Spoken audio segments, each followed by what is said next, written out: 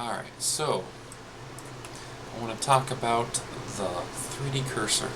So, right now I've been going over other things and sort of ignoring it over here, but this little thing over here looks kind of like a crosshair for a weapon. It's not actually a real object, it's not an empty, it's just a marker in 3D space. It just sort of sits there and lets you know it's a bookmark for 3D, really. So if I hold shift, I can move that position. I want to move it back though. I remember the hotkey for it.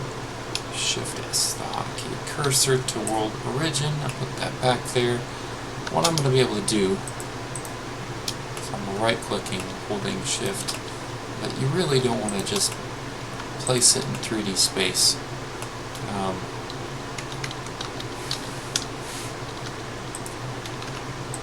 You really want to have them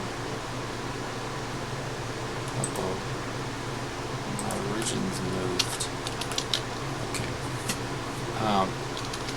So say I want to move this to the 3D cursor. I can go over here and select selection of cursor, and it puts it at that 3D cursor. Super cool. Or let's say I want to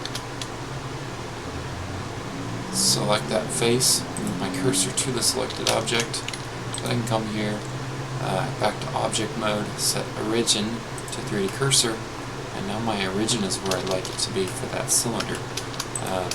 This cursor is super cool.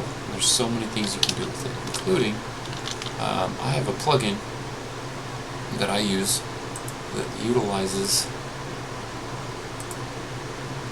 this cursor.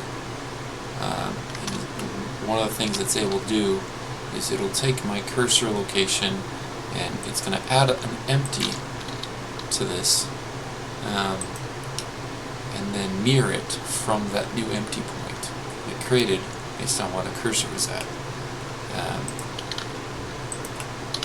And that's super helpful. Put it back. It's just an example.